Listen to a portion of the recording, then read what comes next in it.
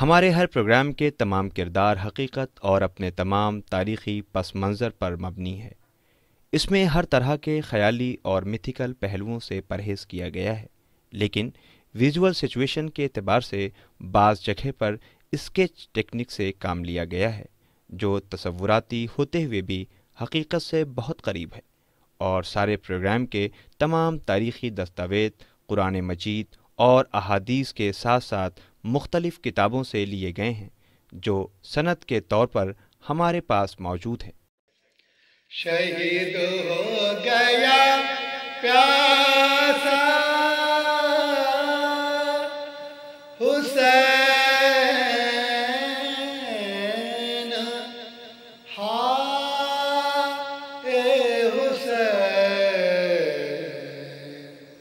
बिस्मिल्लाहिर्रहमानिर्रहीम। न यज़ीद का वो सितम रहा, न ज़ुल्म इब्ने ज़ियाद का, जो रहा तो नाम हुसैन का, जिसे ज़िंदा रखती है करबला। नाज़रीन, सन 60 हिजरी जब हाकिम शाम इस दुनिया से गुज़र जाता है, तो हाकिम शाम के बाद उसका बेटा यज़ीद तख्ते खिलाफत पे बैठता है। यज़ीद जब तख्ते खिलाफत पे बैठा तो उसने सबसे पहला जो काम किया वो ये किया कि खुल्लम खुल्ला शरीयत इस्लामिया की मुखालिफत करने लगा। और यज़ीद ने ये भी किया कि यज़ीद को जब ये ख़तरा बढ़ने लगा कि कुछ लोग ऐसे हैं जो शायद मेरी हुकूमत को कबूल ना करें, तो उसने अपने अपने हाकिमों और गवर्नरों को ये ख़त लिखा कि वो लोग जो मेरी हुकूमत को कबूल करते हैं उन्हें अमान है, और वो लोग जो मेरी बैयत नहीं करते तो फिर उन्हें कत्ल कर दिया जाए।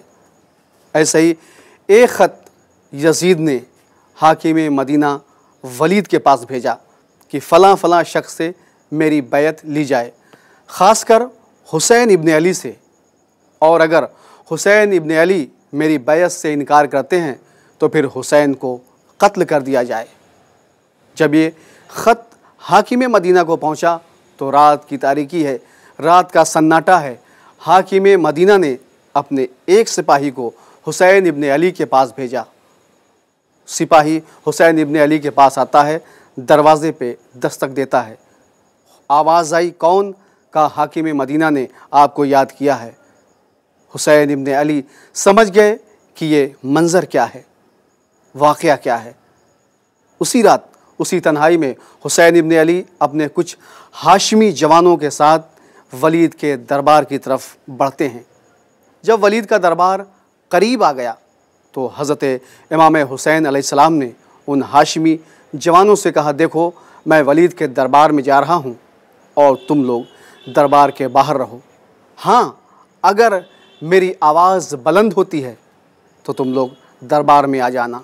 उधर हुसैन इब्ने अली जब दरबार में पहुँचते हैं तो वलीद ने हुसैन इब्ने अली को हाकिम शाम के इस दुनिया से गुज़र जाने की ख़बर सुनाई और ये बताया कि उसका बेटा यज़ीद तख्ते खिलाफत पे बैठ गया है। ये सुनना था। तो फिर हुसैन इब्ने अली ने ये कहा कि मुझे यहाँ बुलाने का मकसद क्या है। वलीद ने कहा कि यज़ीद का ख़त मेरे पास आया है और यज़ीद ने ये लिखा है कि हुसैन से मेरी बैयत ले लो, और अगर हुसैन मेरी बैयत से इनकार करते हैं तो फिर हुसैन को कत्ल कर दो। जैसे ही ये सुनना था कि हुसैन इब्ने अली ने कहा कि बैयत, और इस रात की तारीकी में बैयत का क्या सवाल है। अगर बैयत लेना है तो फिर दिन के उजाले में मस्जिद नबवी में आना और वहीं पे बैयत होगी। ये कह के हुसैन पलटे।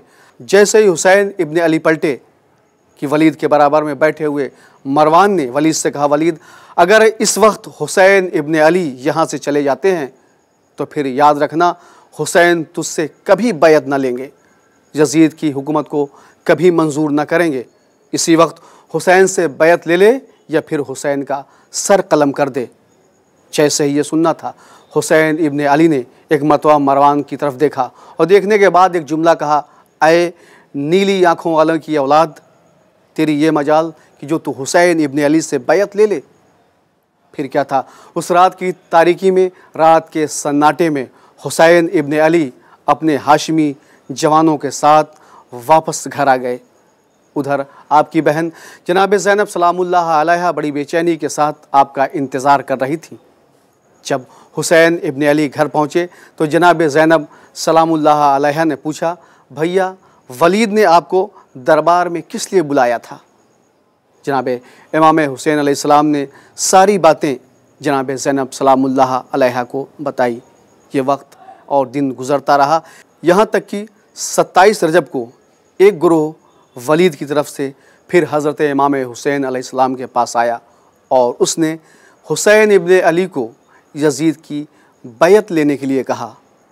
तो उस वक्त हुसैन इब्न अली ने उन लोगों से कहा, जाओ वलीद से कह दो कि मुझे एक शब की और मोहलत दे दें ताकि मैं गौर व फिक्र कर लूँ, और वलीद से भी कह देना कि वो भी इस सिलसिले में गौर व फिक्र कर ले।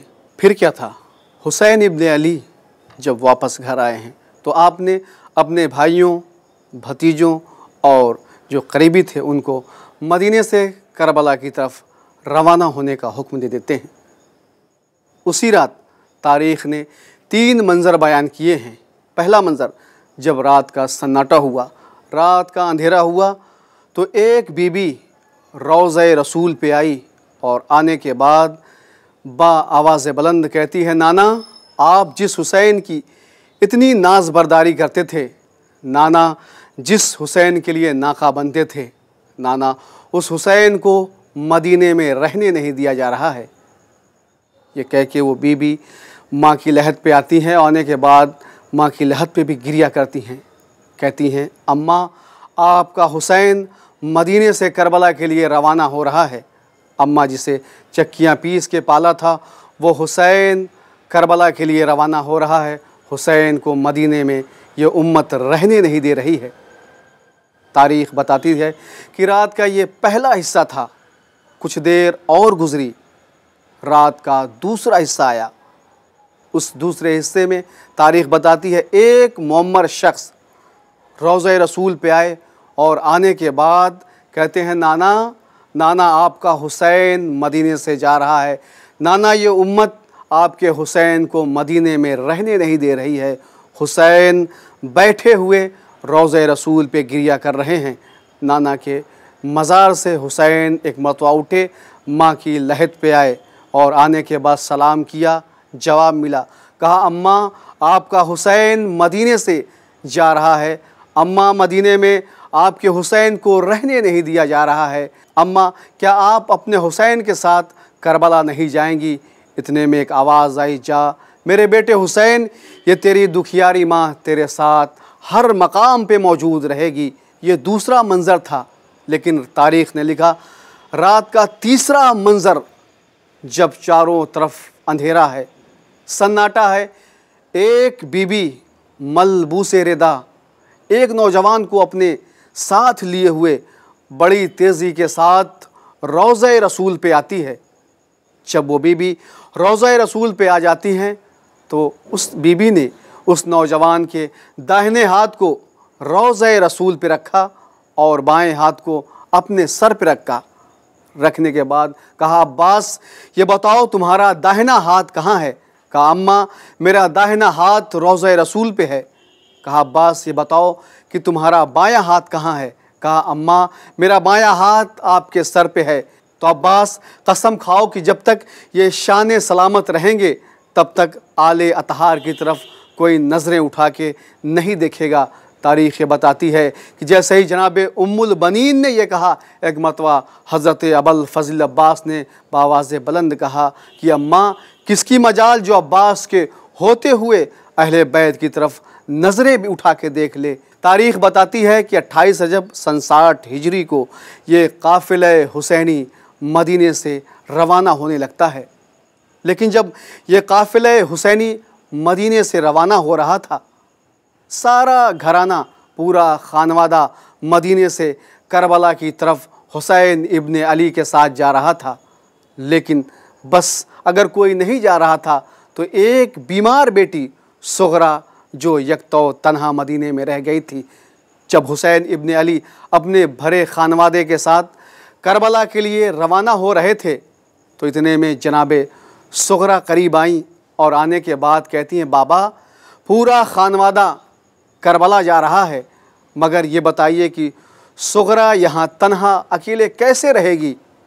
जैसे ये सुनना था, हुसैन इब्न अली ये कहते हैं, बेटी सुगरा ये बताओ कि अगर तुम चली गई तो फिर नाना के रोज़े पे शमा कौन रोशन करेगा। कहा नहीं बाबा, मैं भी आपके साथ चलना चाहती हूँ।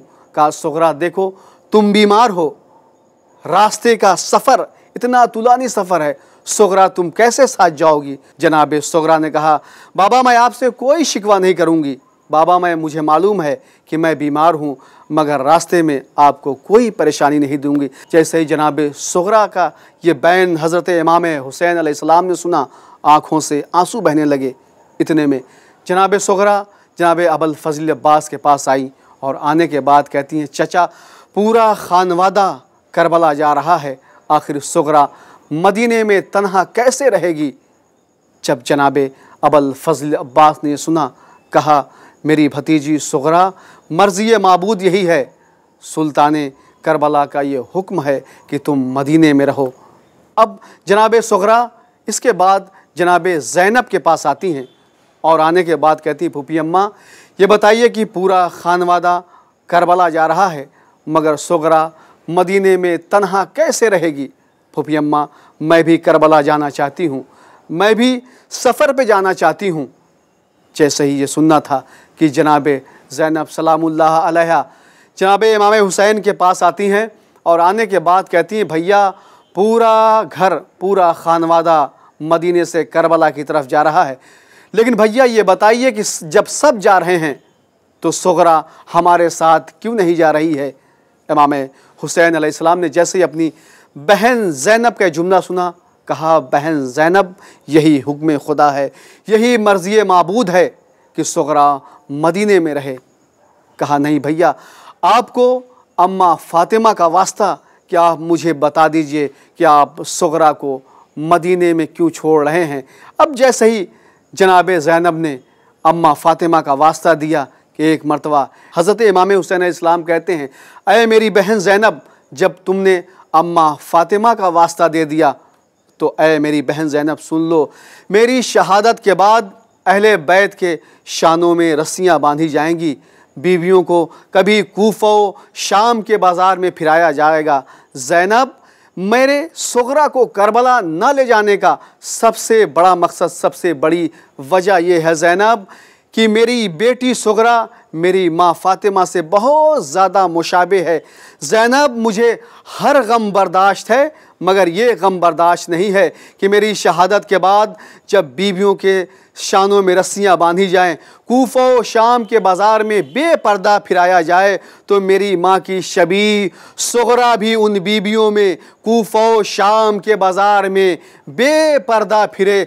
तारीख़ बताती है कि वो वक्त भी आ जाता है कि जब काफ़िला हुसैनी मदीने से करबला की तरफ रवाना होने वाला होता है, जनाब सुगरा बड़ी हसरतो यास के साथ बीबियों को देख रही हैं और एक मरतबा आखिरी मरतबा करीब आती हैं और आने के बाद कहती हैं बाबा मैं ये चाहती हूँ कि मुझे ऐसे मकाम पे खड़ा कर दिया जाए कि जहाँ से पूरा कुनबा मेरे सामने से गुज़र जाए। जब जनाब इमाम हुसैन अलैहिस्सलाम ने सुना तो जनाब सुगरा को ऐसे मकाम पे खड़ा किया जहाँ से महमिलें गुज़र रही थी। जनाब सुगरा जब महमिलों को गुज़रता हुआ देख रही थी तो बड़े हसरत व यास के साथ ये मंज़र देख रही थी। तारीख़ बताती है कि एक एक बीबी की महमिल जनाब सुगरा के करीब से गुज़र रही है। सुगरा बड़े हसरत व यास के साथ ये मंज़र देख रही थी। एक मरतबा पूरा कारवां, पूरा कुनबा, पूरा खानवादा सुगरा की नज़रों के सामने यूं ही गुज़रता रहा, यूं ही गुज़रता रहा। सुगरा बड़े हसरत व यास के साथ ये मंज़र देखती रही और वो वक्त भी आता है जब काफ़िला हुसैनी सुगरा की नज़रों से ओझल हो गया और सुगरा मदीने में यकतौ तन्हा रह गई। बड़े हसरत व यास के साथ सुगरा इस काफ़िले को देखती रह गई। अब ना अब्बास हैं, ना अली अकबर हैं, ना कासिम हैं, सुगरा मदीने में तन्हा रह गई। अस्सलामु अलल हुसैन व अला अली इब्नुल हुसैन व अला औलादिल हुसैन व अला अस्हाबिल हुसैन लानल्लाहु उम्मतन क़तलत का वलानल्लाहु उम्मतन ज़लमत का वलानल्लाहु उम्मतन समियत बिज़ालिका फ़र शहीद हो गया प्यासा हुसैन, हाय हुसैन।